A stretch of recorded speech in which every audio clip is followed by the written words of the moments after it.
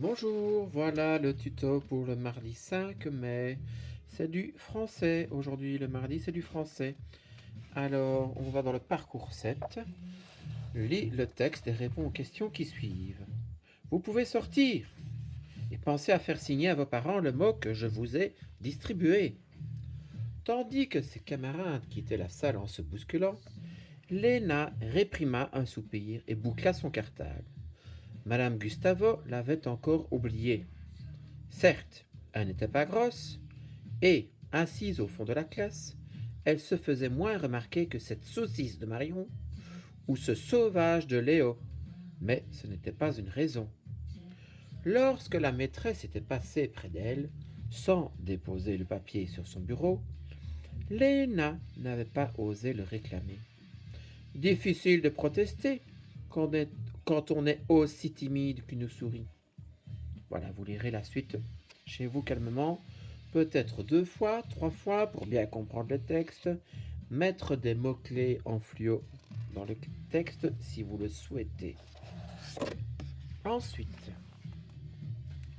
vous avez donc les différentes questions au texte qui se rapportent au texte. Complète la carte d'identité suivante. Les indices sont entourés ici, bien sûr. Très facile, ne vous trompez pas. Quelle est l'intention dominante de l'auteur? Entoure la bonne réponse. Donner du plaisir, texte narratif. Enjoindre, faire agir, texte adjonctif, comme des recettes ou des étapes de bricolage. Persuader, faire réfléchir, texte argumentatif, comme une publicité. Informer, c'est un texte informatif. Tout cela, on voit dans la farde blanche, dans les tris de texte. Alors, quand je demande de répondre aux questions, je propose aux élèves de mettre des mots-clés, les 2 mots-clés de la question en fluo. Qui est le personnage principal du texte?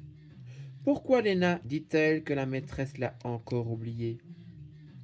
L'auteur dit que Léna est timide. Il compare sa timidité à un animal. Lequel? Quel pourrait être le métier du papa de Léna?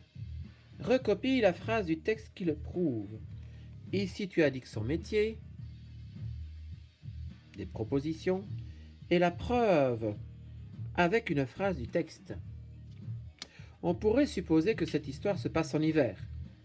Écris la phrase qui le prouve. Tu as recherché une phrase dans ton texte. Si tu le souhaites, tu peux décrocher la page de l'azimut pour avoir plus facile. Quel adjectif l'auteur utilise-t-il pour caractériser le noir? Un adjectif, on a vu la leçon des adjectifs. C'est un adjectif qui commence par S. En combien de lettres? 2, 4, 6 lettres. Pour qui Léna n'est-elle pas invisible? Relis ton texte, va voir dans le texte. Voilà, c'était l'activité du mardi. Alors, un petit truc aussi. Pour les tables de multiplication d'hier, je l'ai déjà montré aux élèves. Si on veut vérifier la table de 24, je fais 24 plus 24. Et j'appuie sur égal. Et j'ai toute la table de 24 qui va défiler. Voilà. Il fallait pour un exercice la table de 28. Regardez. Plus 28. Et j'appuie sur égal. Et j'obtiens la table de 28. Même chose pour la table de 6. 6 plus 6 égale. Voilà, un bel outil pour vous aider les enfants. Un peu de français et une astuce pour les maths. Salut, à demain.